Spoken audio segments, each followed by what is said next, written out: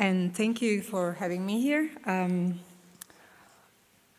We have started with storytelling, the art of storytelling, and I am going to present you some of those stories where they end up at the end of the day. We are, just to give you an idea of Silbersalz, because we are a very young and innovative science and media festival. We just launched in 2018 in Germany for the first time.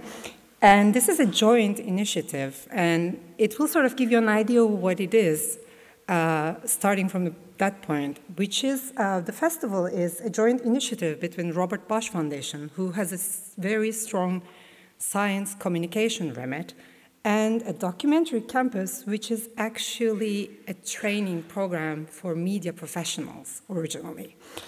So yes, this is a festival that aims at lively and active public engagement with science. So we're coming from a science communication point of view. And we combine different storytelling methods as a part of our festival. So we combine film screenings, installation, performing arts, literature, workshops, so science on all platforms. We have a very open and 360 approach to how science could be communicated to public, for broad public, and across all scientific disciplines and across subgenres. So we're not just talking about science, but we're also talking about natural history, geopolitics. So we are also tackling contemporary social issues and the impact of science on society today. And the idea is to really serve as a modern and interactive platform where we really exchange ideas, where public could go in direct conversation with thinkers, with creators, with scientists, and sort of like really provide a neutral ground, so where you can actually talk to them straight ahead about whatever really keeps you awake at night. And our primary age group is young adults, or like people who are basically 25 up. But we have a very, very strong initiative for pupils, so from 12 up. We work a lot with schools, with young groups, to also teach them how science journalism works, to initiate them to science, or to bring them together with scientists and media professionals. So we're also trying to build the future. So there are two different sides of it. We have a public program, which is a festival, which is normal, and so basically the whole festival is free to access. And we have film screenings, we have live performances, so we have a very strong performing arts side. We have talks, we have art installations. So basically we are covering a very wide range of scientific storytelling, and we always work with artists who are creating works in conjunction with scientific institutions or scientists directly. We have a selection of very recent science fiction documentary and animation selection.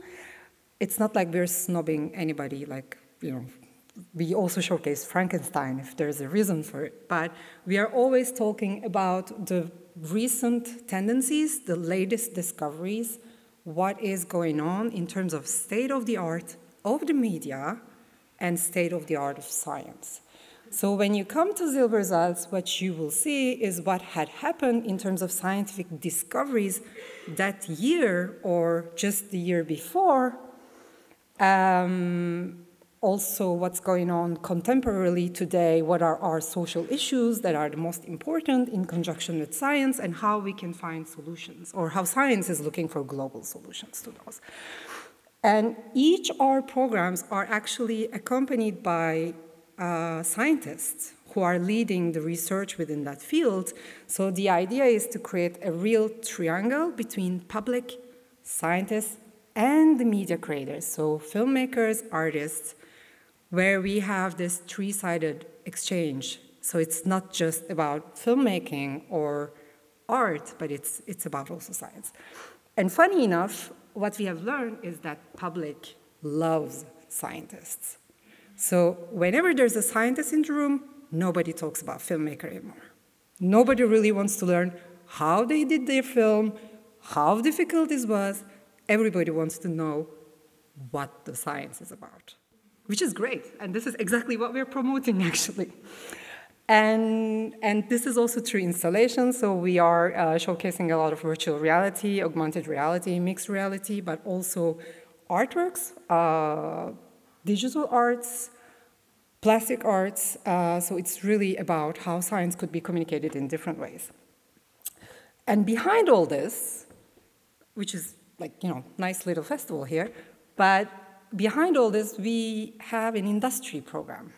And this is really, it has started, it's an international program, but its main focus is Europe, because this is what we want to do, is that, which is close to public, during 2 days within the festival, we bring together the science world and the media world in a completely new experience, because it is really an adventure, and I can tell you, like, very honestly, it's not just like a sort of love story from the beginning, because we know, I mean, we have understood through our experiences that, like, scientists are sort of a bit standoffish when it comes to somebody coming to them and wanting to make a film or wanting to make something else, because they're sort of scared of how their science will be communicated, what will be the gist of it, what will stay out of it, how much of their research they could communicate. And when a producer comes to you, when a filmmaker comes to you, they're sort of like, oh my God, you're giving me too much information. It's just, I don't know how to deal with this. So it's just this, there's this a bit of like love and hate relationship going on between two worlds. So this is where we're coming from. We want to bring two worlds together annually on a regular basis, where they can actually meet, exchange, learn what's going on, but also could create collaborations that they could work together more often.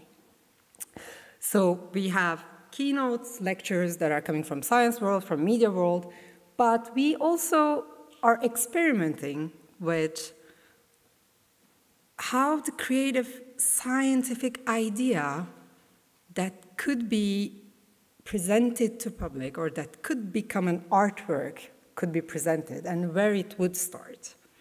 So we're working with labs all over the world, and we select a bunch of ideas that are coming from young emerging scientists that haven't been published or that are just have been published on different subjects that they could come from health, from psychology, from bioengineering, all scientific disciplines. And they are, for the first time, presenting those ideas to a selection of filmmakers, writers, creators, artists, but also investors, people who could actually invest into those ideas to make it happen, to bring it to public.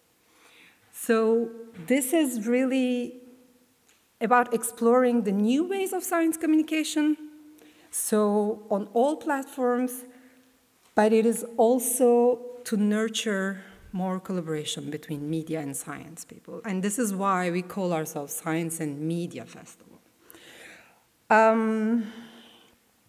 And there is obviously an end to this, or the ambition of this is to create an important basis or important get together on European or international level, eventually, for future science programming on all platforms. And I'm just sort of going to explain you very, very quickly what have we learned in terms of tendencies and where the money comes from? Because it's always important to know where the money comes from. I will just take 3 examples, and this doesn't really exclude anything, because we are also following very much online. So, Melanie, we should talk. We are very, very supportive on YouTube, Twitch, all internet platforms that is going on. We're also very supportive of all kind of art experiments. But I'm going to talk about mainly factual programming here, because fiction, there was a comment this morning about fiction and science and how fiction is a slippery world. So what we have learned, and it's going to be really my personal takeaways, what I've seen as tendencies. What would you think if I had asked you, what is a common point between a geomicrobiologist, particle physicist, neuroscientist together? Well, that's called the most unknown. I'm going to talk to you about a film to start with, but it's really about science on feature length, the idea. So the most unknown, I don't know if any of you have seen it, and it's completely subjective, because some people loved it, some people hate it. It is the way it is. But it is, nevertheless, it is a very interesting experiment, because it takes 9 scientists from completely different fields of science, and they send them to really amazing parts of Earth to tackle the humanity's biggest questions. So, what is consciousness? What is time? Is there anybody out there? And what comes out of it is a fantastic interdisciplinary collaboration. I'm just going to show you the trailer. It's very, very short. How does this work?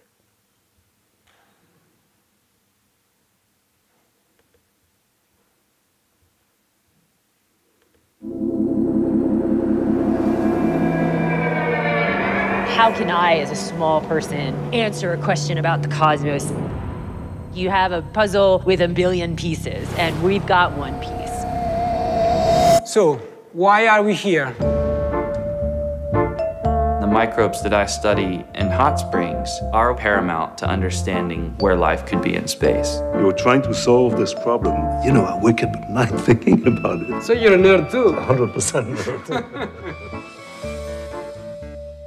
We can speak from very different scientific disciplines and yet speak common language. Oh my God! Oh my God! Welcome. See if you can make a robotic hand move by your thoughts. When you're right on the edge of this big unknown, it's very hard to say where the science is going to go next. There must be things we cannot understand. What makes you willing to search after something that we don't even really know exists? It must be there. Come on. Where do you get that, though? Everybody's dream as a scientist is to make a big discovery, to truly advance the field. It's a quest for knowledge, it's a quest for understanding. Dark matter, dark energy, there's something beyond, and we don't know yet what that is. This is a tool to explore the center of the galaxy, essentially. I think the important questions transcend beyond one laboratory. We scientists are trying to discover the story of truth, like what's really out there. Here, so we have no idea. We have no idea. Okay.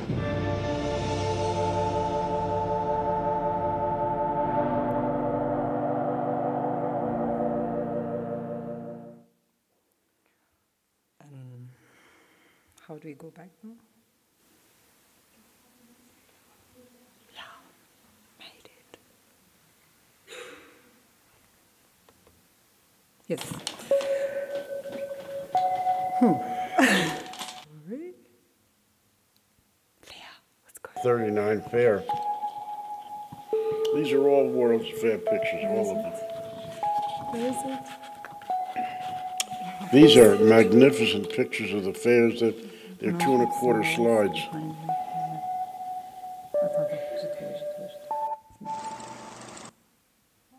Okay, and then how do you go full screen?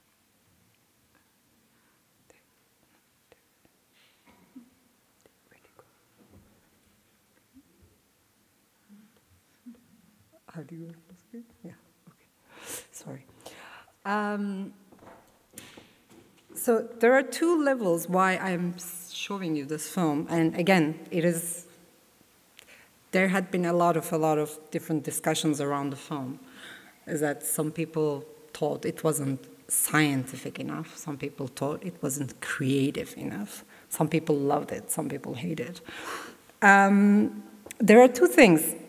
What is interesting is that it is the very first commission of Science Sandbox, which is a Simons Foundation initiative. Simons Foundation is a US-based science foundation, originally, who has a very important science communication remit, so they really work a lot on science communication. And they have recently founded Science Sandbox as an initiative to fund feature-length science films, creative science films.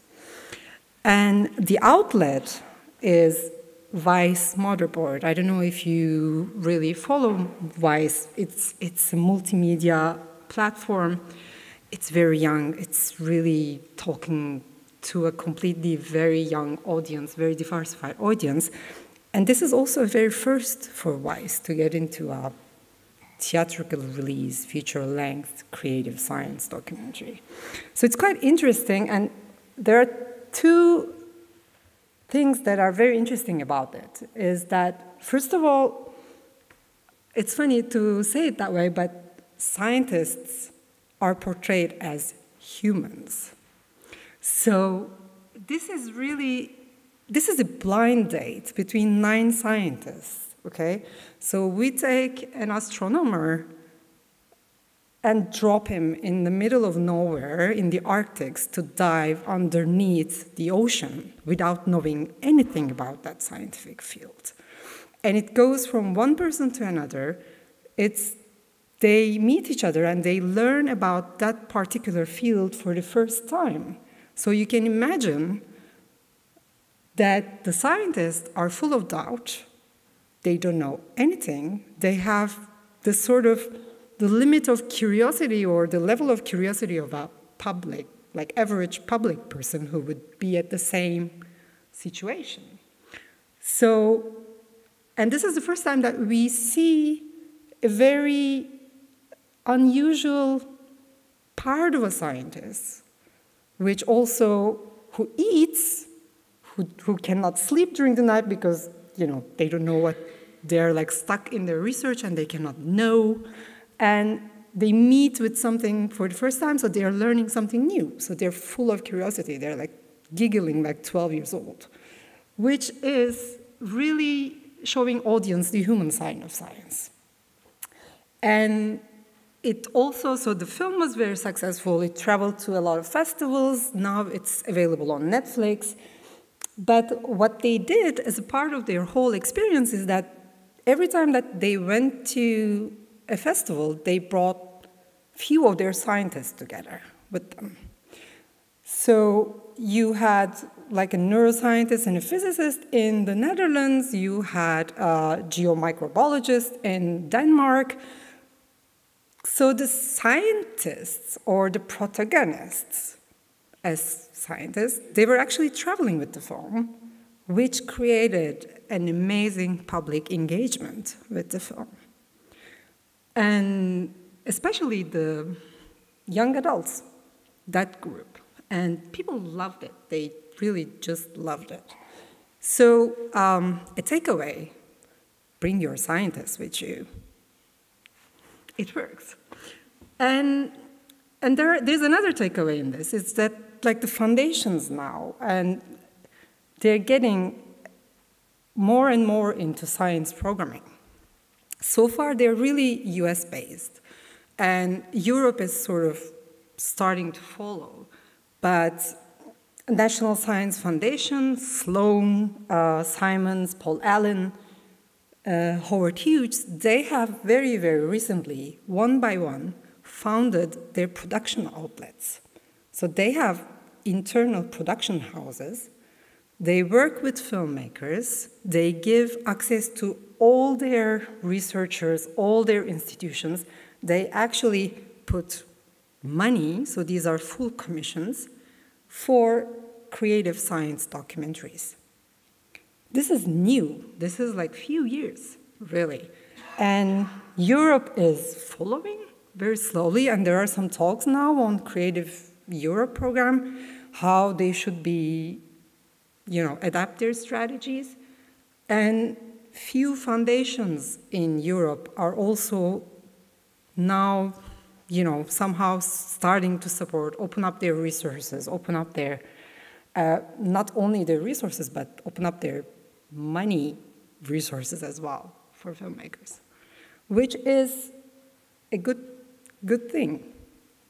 And the second thing is that the digital platforms, who are obviously, everybody's on Netflix today, Amazon, Vice, as much as we follow public broadcasters, we are on digital platforms, and they are actually getting into this now.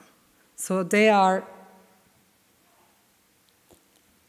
just started commissioning completely original science documentaries. They're opening up, and they're racing for Oscars. They're sending films to Sundance, and these are creative science documentaries. So there is an appetite, and it's the good time to be, to get into it, basically. A second example that I would like to give, it is coming from gaming world.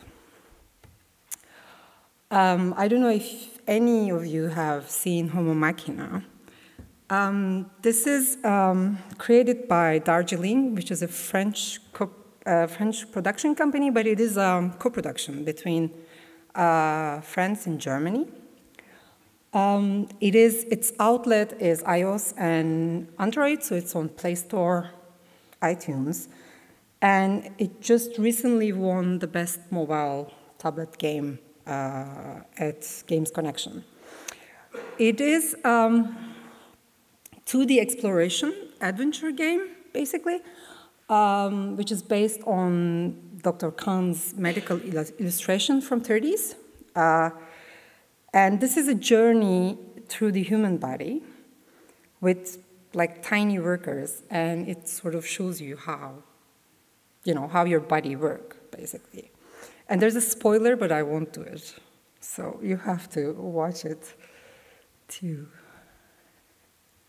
if I can make it.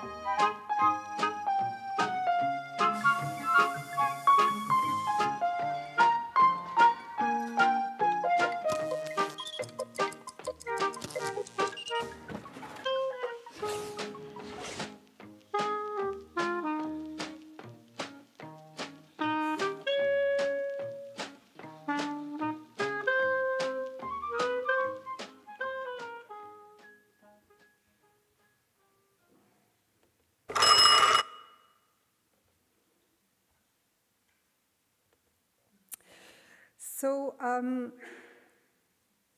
as you can see, it's very cute. It's it's nicely done. It lasts very short, but it's a good experience. And what shows us is few things.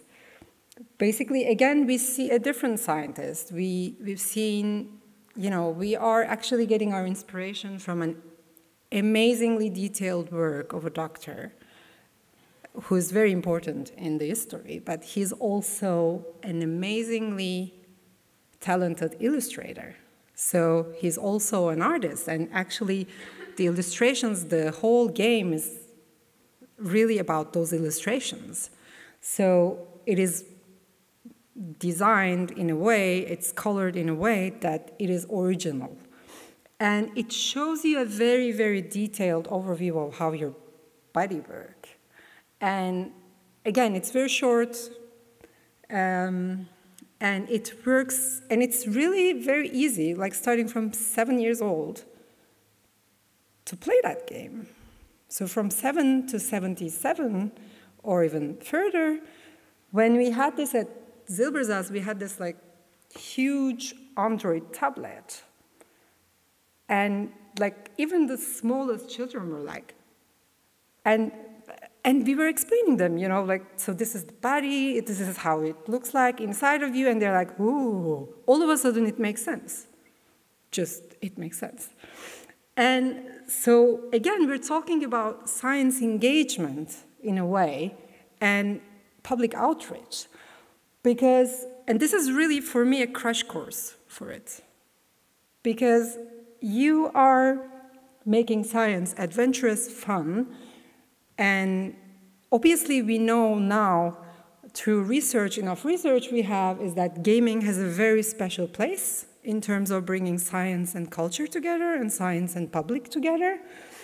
And obviously you can imagine, like, through iTunes and Play Store, your outreach is much wider than television or anywhere else today, especially. And so obviously when you have an idea like this, in Europe we are actually quite pioneer about it. Because Arte has adopted a digital native strategy quite early in the game, and now they're really a pioneer. So one of the places to go is really Arte Creative in Europe. But almost all national funds now, like CNC in Germany, there are national funds who are actually supporting all this creative storytelling systems. So it's like everything that is around transmedia and gaming. And there's one particular foundation in the UK, which is Wellcome Trust, has a special fund to science-based games, which is a great development. After that, you know, like, it's not that easy to get money from the UK, and it's like, I'm just going to spare you details. But still, there are opportunities, so you can, if you have an idea, and if you have the right tools, and if, you know, and if you're working with a scientific advisor and everything, it becomes an amazingly fun outreach process. And I have a tip for geeks here, is that NHK, which is a public broadcaster from Japan, has teamed up with Square Enix, and Square Enix is the actual studio who created Final Fantasy. So it's, you know, it's very, very important. They're actually now launching a CGI-based science game, which will be available on PlayStation. And this is about human evolution. And it is supposed to be very, very good, but they have been working with an amazing scientific research team behind. There are a lot of storyboard artists, and it's really an interdisciplinary collaboration. We don't know when it will be coming out, but probably 19, so we'll see. A third one is immersive science journalism. So virtual reality, which is, or augmented reality. This comes from the US, and it is an interesting model because it is a full commission by a public broadcaster, PBS, but shared between two different strands. So between Frontline, which is an investigative journalism strand, and Nova, which is a pure science strand. And this comes very, very timely at the right moment when US decides to withdraw from the climate agreement. So there's a whole political side of it.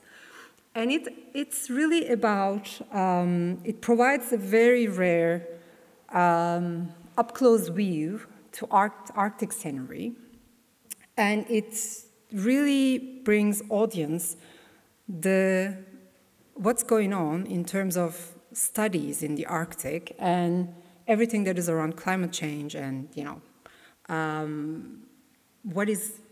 why we are losing so much of Arctic glaciers and what it means for human beings. And I can try to show you the trailer. It's not the nicest one because I'm just going to show you very, very quickly. And it's not even, oops.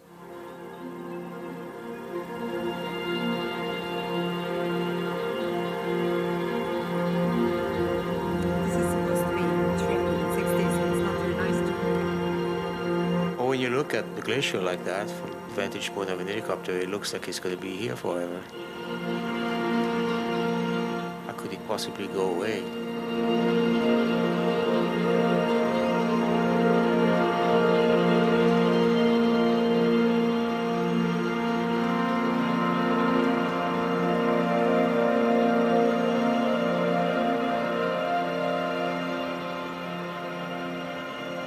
If we were to melt all the ice in Greenland into the sea, it would raise sea level by 20 feet.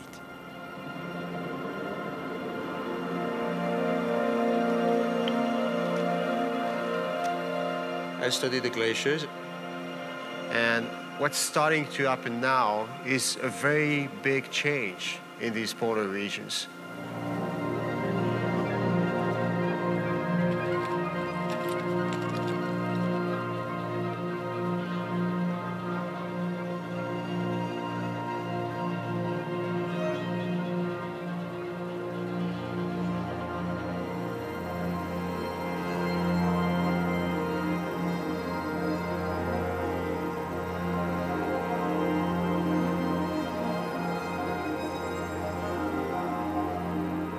You see the trim line on the side with difference in roughness of the deposit from the glacier. That's where the glacier used to be just a few decades ago.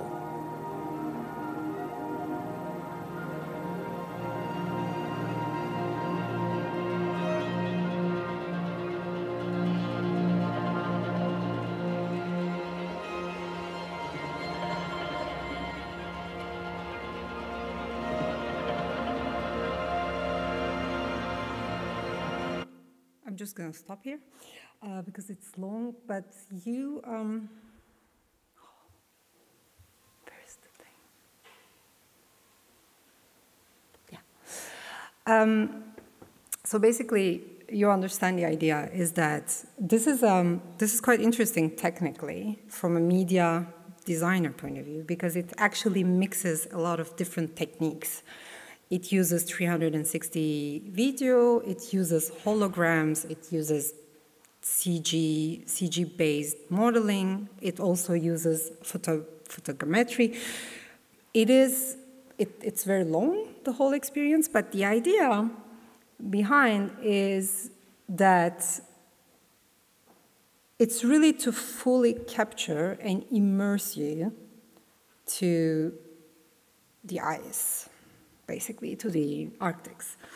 And there's a whole devoted scientific research behind it, which sort of proves that actually glaciers are melting from below the water, not above, which is quite important in terms of discovery. And basically, you arrive with a helicopter, we just drop you in front of the glacier, and you're completely free whether you would like to explore the reasons or not. So if you don't want to, you don't have to do anything. But it really plays with a curious mind, the idea of a curious mind, because anybody who's there in the middle of a glacier would like to go in and delve through, and then all the way you actually meet with actual scientists through holograms. you actually go down below the surface. So you dive into the ocean. So there's a whole idea of creating attachment and ties with the audience. It's really and it brings you until you understand that this is really, there's really something wrong. This is really the greatest existential threat, actually. And every audience sort of comes to that point. And the experience, the film was very, very successful. And it really shows how you could actually create social change and positive impact in people's behaviors through, with amazingly complex scientific research, very timely discussion, and the right format. And we know that the VR or virtual reality or everything that is around virtual reality is quite important in terms of creating a different level of awareness, which is completely different from film, from arts. That is why I think we use now more and more virtual reality for social impact stories. And big firms like HTC, Oculus, obviously they have business interest in pushing the thing together, but they have also launched a strand, which is VR for impact or VR for good, and they are actually now commissioning this kind of works. So a part of their business model is also injecting back to science-related stories for impact. And now the most important A-list festivals, they have their VR strand, and they're actually showcasing a lot of different experiences are coming from different backgrounds, obviously, and current affairs and the investigative journalism is the biggest trend still. But there are some explored themes that have direct conjunction with science or with scientific research is everything that is around climate change, deforestation, protection of natural habitat. We talk a lot about health and medicine, using VR for patients, for health and medicine, everything that is around post-traumatic distress as well. It's very, very much used. Everything that is around animal extinction and to make, really call for action to protect the animals, to stop the poaching, and obviously space exploration that works in wonders. And when it comes to science education, we use now the technology more and more for actual science education in the universities, which also creates a different kind of understanding of the subject matter. So these are sort of, for me, these are, again, it's just 3 different examples, and we can go forever with different examples coming from different platforms. But it sort of shows you, hopefully, shows you where the possibilities are and on which extent we can go when it comes to creative scientific storytelling. And since we have talked about very bit at the beginning about this whole love relationship between scientists and media professionals, what is the outlook of all of this? What we want to do with Silbersalz is, well, we're coming back with the science of love. So we're gonna, for our next edition, we have decided to explore the science of love and love of science. So we would like to bring, we would like to open up a discussion about, which will allow us, that is taken by very humanly grounded subject, which is almost very social subject, and bring it to the scientific context and see how we do that, really.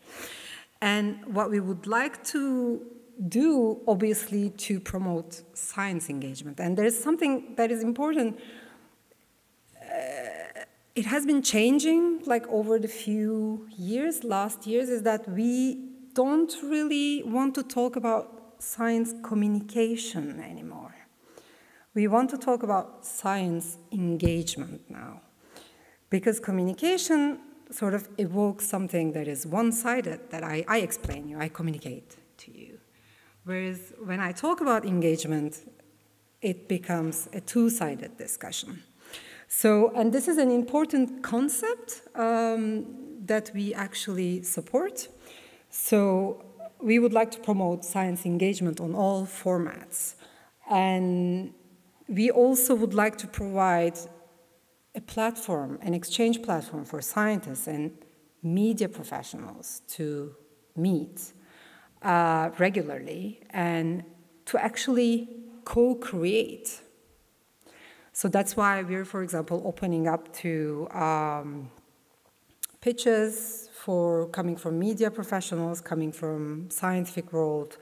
And there is an idea of supporting the creative science storytelling on all media outlets, which means bringing creators and scientists together with the funding bodies regularly, so that some of these things could actually find their way into festivals, into television, into YouTube, into different outlets, into art museums.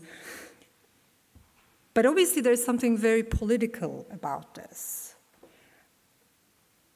It's about creating a network of places, a network of festivals, a network of museums, a network of curators, a network of mind-alike distribution platforms, so that these works could travel from one country to another in Europe especially, but also lobbying with public institutions, with public funders, so that they could inject more resources, so that artists or scientists as yourself could have the means to create ambitious works when it comes to science. Thank you, and I'm here if you have any questions.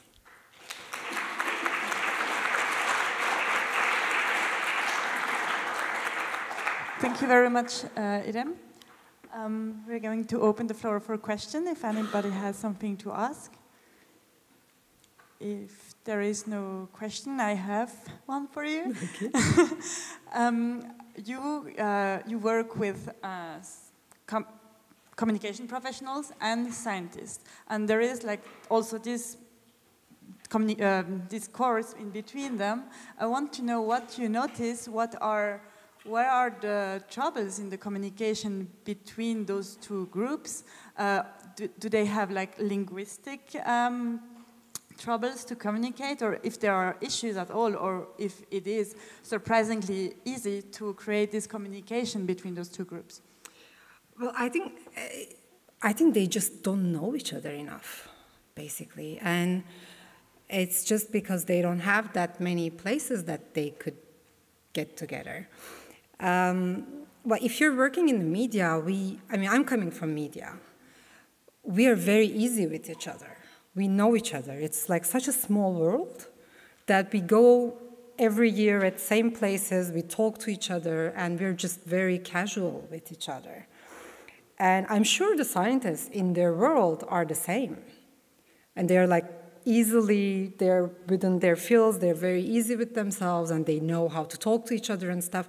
The thing is, we don't have enough places that both worlds gets together. It's very, very rare. So when you put them into a room like this, and like when a super ambitious producer or filmmaker comes and says, I would like to do something about you, your science, and your research, they're like, ooh, okay. So some of these guys have like, I don't know, 200 pages of scientific data and everything. It's like, how much, and their main concern or their main inquietude, like worry, is that how much of that 200-page research that they have actually devoted their lives to will find itself at the end there. So they are sort of this worry of being miscommunicated, misunderstood, and everything. And when it comes to, obviously, filmmaker, well, it sort of requires a certain understanding. You need to simplify a lot of things, and they're sort of scared of that they will be completely overwhelmed by the scientific research. It's just because they don't talk each other enough. And this is something that we want to basically remedy somehow. Thank you. Thank you. Is there one question?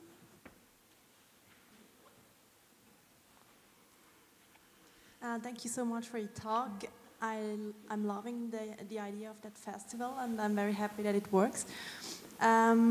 Personally, I have the impression that research scientists are getting under more pressure to invest into communication, to fund research in the future, to fund their research in the future. Can you see that on an international level? Are you involved in this kind of discussions, and how do researchers cope with that challenge? We are sort of at the same level as you. We do follow all these discussions, and we know also, maybe in Europe we're a bit more protected, but especially in the US, there's a lot of pressure on researchers, on scientists with the new administration and new government.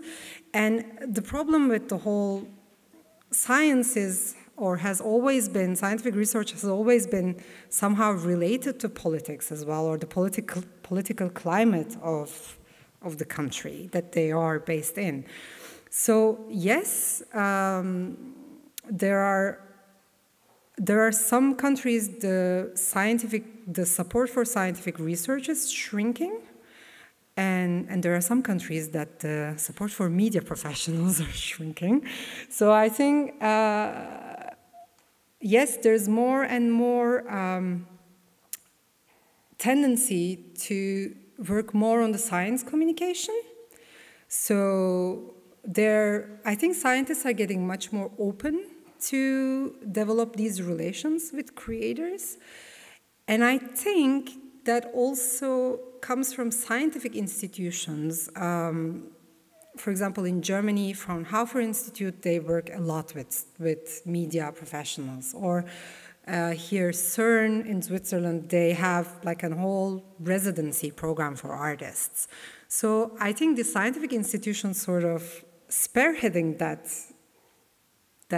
sphere where they're opening up their resources more and more so that they could show what they're working on different levels. So yes, there is definitely, but I think all this has a very political meaning behind it as well, somehow, especially in the US right now.